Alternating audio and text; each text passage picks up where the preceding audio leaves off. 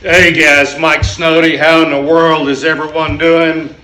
Let's talk about hardness testing. More specifically, let's talk about hardness testing and how it pertains to the cutlery world and these custom knives, these handmade knives, these factory knives, these knives.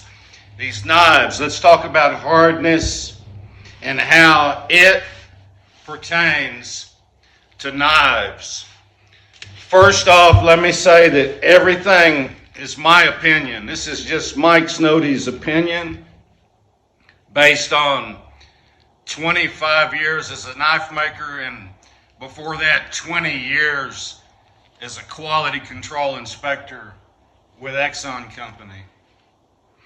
The last thing I want to do is argue with some hard-headed knife makers out there. I don't want to do that. I'll go fishing with a hard-headed knife maker, or a lot of things I'll do. I'll ride my motorcycle with you, or I'll even collaborate with you, but I don't want to argue with any hard-headed knife makers. So here we go. Men have been testing hardness and recording it since the 1700s. The first scale, they used the diamond to scratch the material. It was called the Moh scale, M-O-H. It was a good scale. The problem with the Moh scale is it's not linear. So what I mean by that is you have a diamond at 1600, you've got heat-treated steel at 8, and then you've got chalk at about 2. So it's not a linear scale, and it really wouldn't help with heat-treated steels. 1908, a guy from Vienna, pretty sharp individual, he came up with a scale to measure the hardness of heat-treated steels in the range of about 40 to about 70. His idea was to use a diamond indentator, press that diamond in the steel.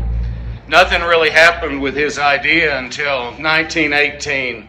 There was two brothers working for a factory that made ball bearings, and they were having problems, obviously, with quality control.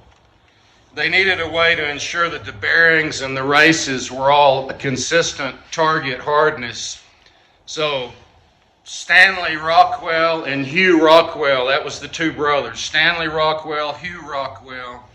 1918, they submit a patent for what we would eventually know as the Rockwell tester. Okay, so they submitted a patent.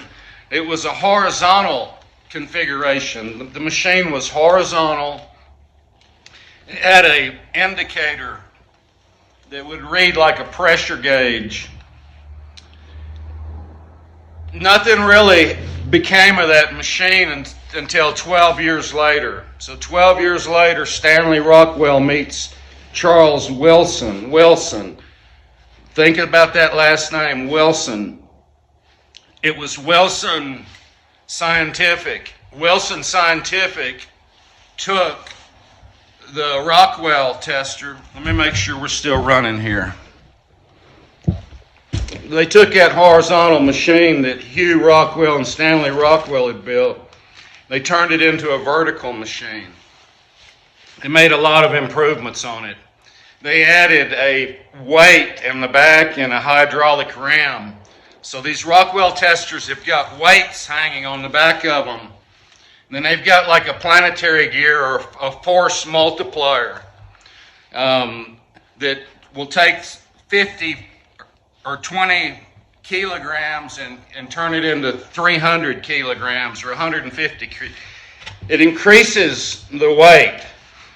So 1930, Wilson comes out with the Rockwell tester. They use a diamond. They press the diamond in. And the way that these things work,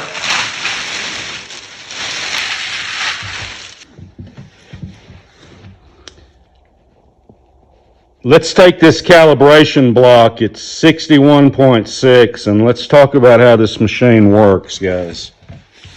That's real important that you don't test twice in the same area. It's also important to note the surface finish on this test block. There's no decarb, there's no mill scale. It's a clean finish. So you load this test block on the anvil. Now I'm going to bring this block up until it touches the diamond. When it touches that diamond, you're going to see the indicator start moving, right? So right now we're applying force. We're pushing that diamond down into the steel. I'm coming around to right here. Zero it out. Now what we just did was put a preload on.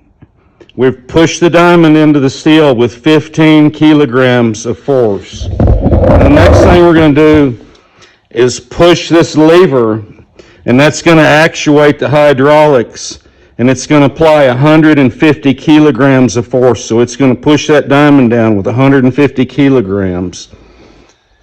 It's going to do it in a slow, controlled manner. You've got to be patient right now and let this needle settle out and let it push that diamond all the way down. You've got to give it a little bit of dwell time. If you look, this is still moving. Can you see these are still moving? So it's still putting force on, guys. This is very important, the repeatability. It's not just that you're putting 150 kilograms of force behind the diamond. You're doing it in a slow, controlled, repeatable manner. And once you're sure that it's settled out and that the needle is not moving, then you pull this other lever, and this will give you your actual Rockwell hardness. So our test calibration block was 61.6, and we're 61.6 right here. So this machine is a calibrated instrument. But now that we've done that, we can back off of this load and move this back here. Let's back off of this load here, and let's talk about MagnaCut, testing MagnaCut, keeping MagnaCut straight, heat treating MagnaCut. Guys, let me tell you what, MagnaCut is a super steel, but it's not for everybody. It's just like you see these videos of these folks out there in these Hellcats and they can't handle the power. There's a lot of people, a lot of makers, they're not going to be able to handle MagnaCut. It can become a wild beast on you if you don't know how to handle it.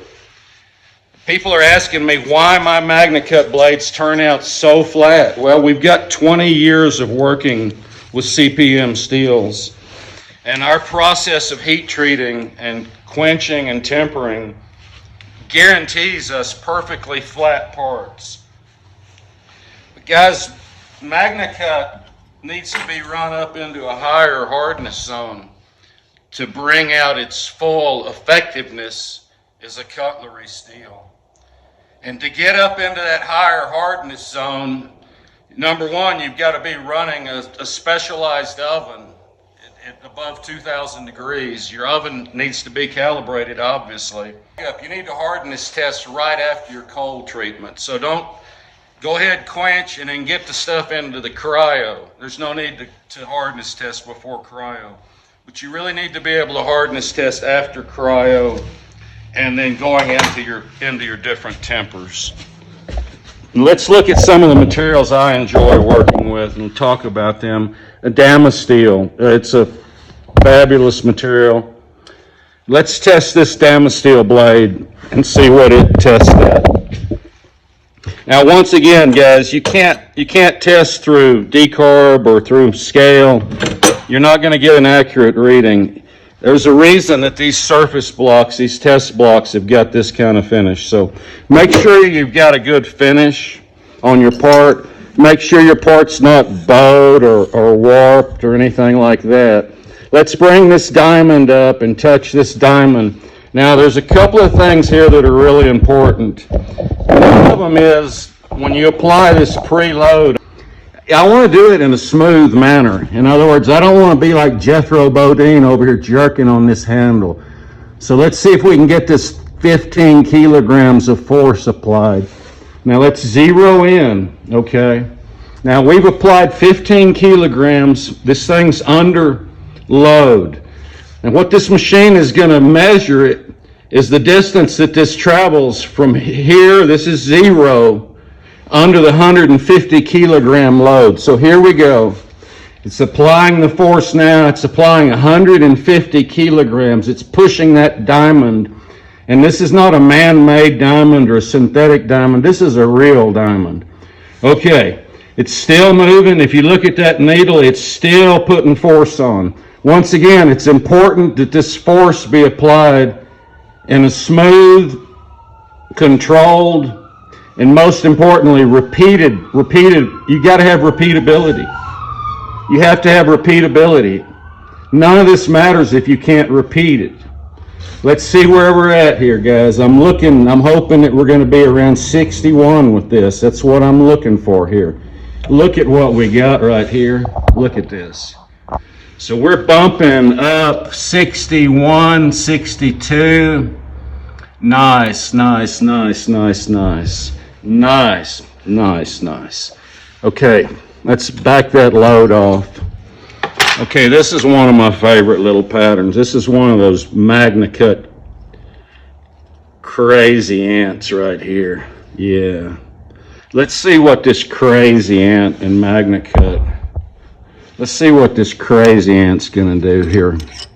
Let's see. Let's get the diamond on there. Now, once again, we want to apply this load in a smooth, controlled manner. Y'all see that dot right there at 9 o'clock? That's what I'm trying to line up. Look, I'm going to line that little needle up with that dot. Okay? Now I've got to zero this right here. Look. Now we've got 15 kilograms of force. Let's put 150 more kilos on it. Let's see where this thing goes. Let's see, there ain't no line. This hardness tester, it don't care about people's feelings. It don't care about your special heat treat. It don't care about nothing except science. Hugh Rockwell, Stanley Rockwell, thank you. Mr. Wilson, Mr. Clark, thank you. I could not do what I do without having this instrument in my shop. Now it's still moving. Look at it. It's still creeping. It's maxing out. 150 kilograms plus the 15 kilograms. The diamond in this thing's cut on 20 degrees. Let's see where we're at. Man, we're looking for 61, 62, 63. Yes, sir. Yes, sir. Yes, sir. Yes, sir. Look at this. So we've also added a new certificate to our MagnaCut blades.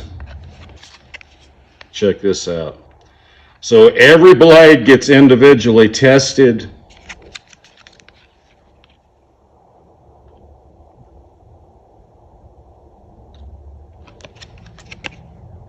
Looking for these target hardnesses, we're looking for 61, 62, 63. We're wanting to get the maximum out of this steel. And we're looking at the guy that developed the steel when we're looking for these numbers. Now, once again, let's talk about this calibration block. If you're not running a calibration block before each test, then you really don't have a test that you can validate. You're actually supposed to take 5 tests, okay? So to test this little blade right here, before I fill out my certificate and tell you guys what the actual hardness is, I'm going to take 5 tests, and I'm going to throw out the top and the bottom, and I'm going to use those 3. I'm going to cut off here in a minute because we got a lot more to talk about, a lot more to cover, and I just want to wrap up by saying, once again, these blades just came out. Look at that. They just came out of the freezer, and they're absolutely straight as an arrow. We love MagnaCut. We love the fact that we can push it up to 63, 64, and we've still got that toughness. We've got